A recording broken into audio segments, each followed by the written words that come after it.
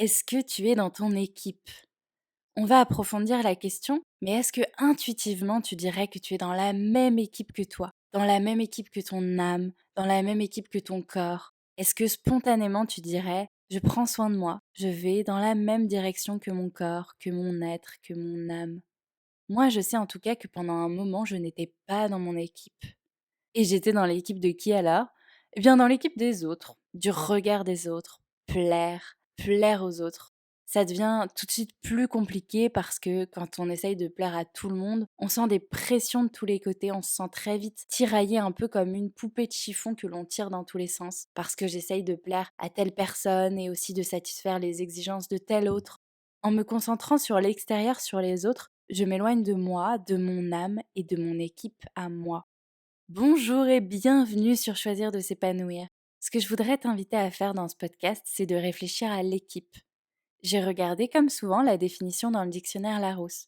Une équipe, c'est un ensemble de personnes travaillant à une même tâche. Exemple d'une fois où je ne travaille pas à la même tâche, mon âme a envie de prendre des cours de chant et mon petit juge intérieur dit toi chanter, mais pas du tout, tu vas être complètement ridicule.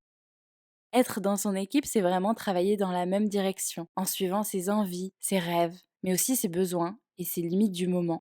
Peut-être que tu travailles présentement sur un projet qui te tient à cœur, mais que cette semaine, tu as moins de motivation, que tu ressens de la tristesse, que tu as besoin de faire une pause. Eh bien, c'est OK. Ce n'est peut-être pas idéal du point de vue de ton planning, mais si tu te mets de ton côté, dans ton équipe, tu vas réussir à te dire que c'est OK. Être dans son équipe, c'est aussi partir de l'instant présent. Peut-être que tu as ce rêve d'être journaliste et qu'aujourd'hui tu n'as pas osé aller parler à quelqu'un. Donc tu pourrais te dire que ça part mal et te blâmer en donnant du crédit à ton petit juge intérieur. Être dans ton équipe à ce moment-là, c'est au contraire te réconforter, te féliciter pour ce que tu as déjà fait et surtout continuer de croire en toi et te dire que tu vas réessayer demain. Comment savoir si tu es dans ton équipe présentement? Cette semaine, par exemple. Un bon indicateur, c'est de voir ce que tu ressens en ce moment. Est-ce que tu opposes une résistance à ce que tu vis, à ce que tu es? Est-ce que tu as tendance à passer beaucoup de temps à te blâmer pour ce que tu n'as pas fait, à penser à ce que tu aurais pu faire de mieux? Est-ce qu'en ce moment, tu ressens beaucoup de culpabilité, de honte? Est-ce que tu te mets de la pression, du stress? On est responsable de nos émotions. Bien sûr, il y a des choses qui se passent à l'extérieur, mais on peut très bien choisir de ne pas se laisser impacter. C'est notamment possible d'être dans un environnement où tout le monde est stressé, tout le monde a peur et d'être complètement calme. L'exemple qui me vient, ce sont les turbulences dans un avion. Tu peux être à côté de deux personnes qui sont vraiment stressées, paniquées, qui s'accrochent à leur siège, alors que peut-être que toi, tu es détendu, à la fois dans ton corps et extérieurement. Peut-être que tu es même en train de t'endormir, tellement tu es calme et serein.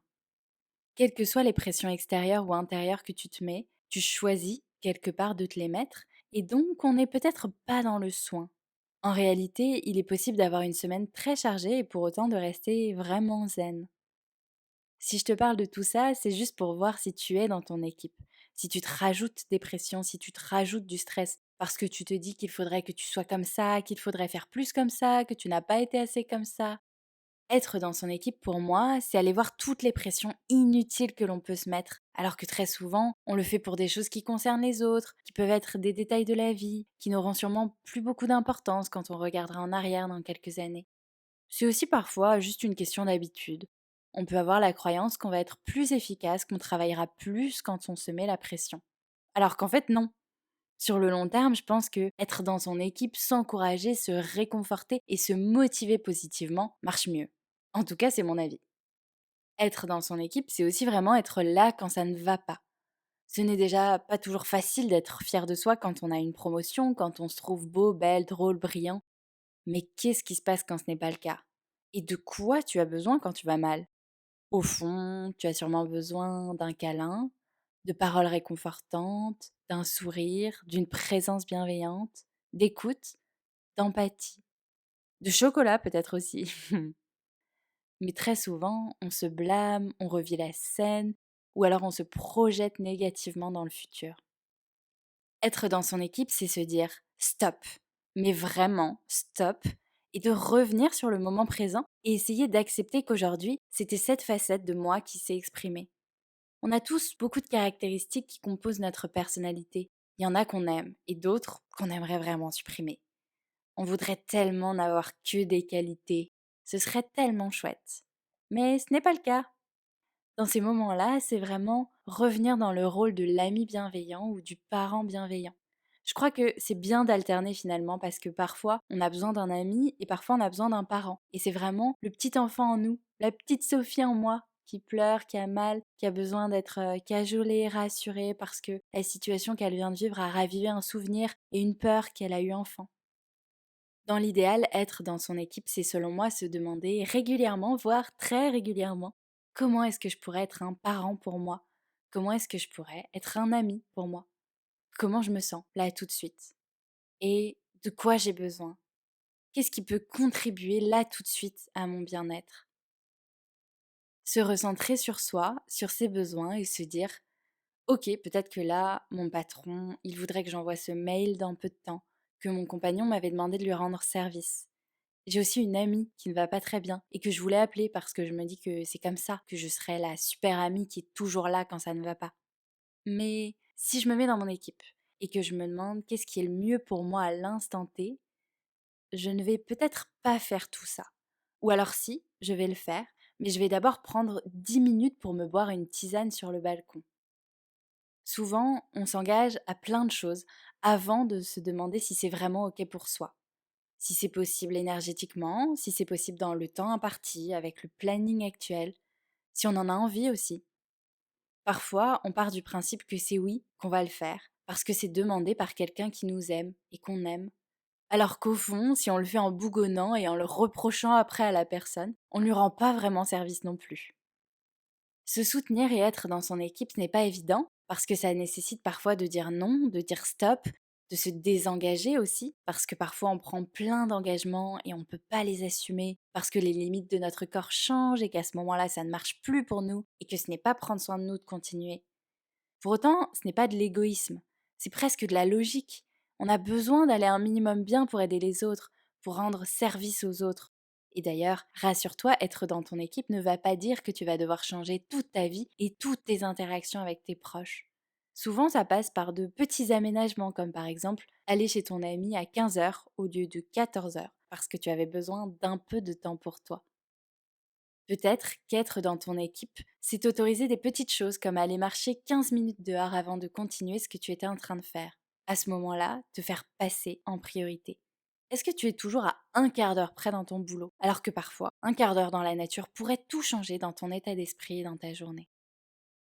Être dans son équipe, finalement, c'est à la fois compliqué et pas compliqué. Ça concerne la relation aux autres, évidemment, mais je pense que c'est surtout faire évoluer sa relation à soi, faire évoluer sa petite voix interne en y mettant plus de bienveillance et d'empathie. Je t'invite à essayer de voir quand est-ce que tu es dans ton équipe et quand est-ce que tu ne l'es pas, notamment toutes ces fois où tu écoutes et où tu crois ton petit juge intérieur. C'est ok, c'est humain de le faire, mais en avoir conscience te permettra de lui dire plus souvent stop et de revenir dans ton équipe.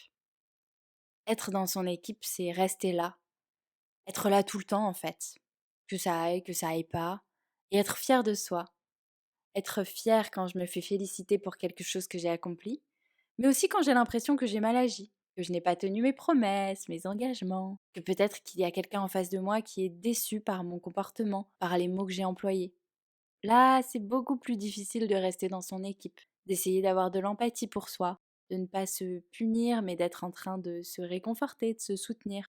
Finalement, être dans son équipe inconditionnellement, en toutes circonstances, c'est s'accepter. S'accepter comme on est, avec ses limites, ses peurs, ses croyances ressources et limitantes. Mais je le sais, s'accepter comme on est, c'est déjà tout un programme. Mais en tout cas, c'est possible de s'accepter chaque jour un peu plus, un pas à la fois. En résumé, selon moi, être dans son équipe, c'est prendre soin de soi. Prendre soin de soi, c'est s'aimer, c'est s'accepter. De plus en plus souvent, et accepter de plus en plus de parts de soi, plus ou moins lumineuses. Accepter les parts de soi que l'on aime et celles que l'on apprécie moins, les parts que l'on aurait préféré de ne pas voir, qu'on voudrait mettre sous le tapis parfois. Et accepter la réalité, ce qu'il se passe là maintenant, tout en lâchant prise parce que ce n'est pas parce que j'ai agi comme ça aujourd'hui que je ne pourrais pas faire différemment demain. C'était juste l'expression de mon âme ou de mes peurs, de mes croyances aujourd'hui. Mais mon âme, elle a plein de facettes. Elle a des ressources. Donc je peux rester sur le moment présent, me réconforter là tout de suite, mais ne pas douter de ce qui pourrait être demain et laisser cette nouvelle journée être une nouvelle page où je vais être dans mon équipe et où je vais voir ce dont je suis capable. Alors voilà, je t'invite à regarder si tu es dans ton équipe et à essayer de l'être un peu plus souvent, de te prendre dans tes bras au lieu de te punir quand ça ne va pas et d'essayer d'être un parent bienveillant ou un ami bienveillant pour toi. Voilà, c'est tout pour ce podcast, j'espère qu'il t'a plu. Si le contenu de ma chaîne YouTube te plaît, je t'invite à t'abonner.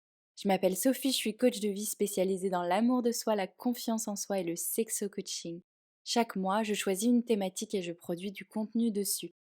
Jusqu'à présent, je publiais 3 contenus par mois, mais je me rends compte qu'avec mon emploi du temps actuel, ça devient vraiment difficile de continuer, et puis ce serait pas vraiment prendre soin de moi. En plus, je risquerais de faire du contenu moins qualitatif.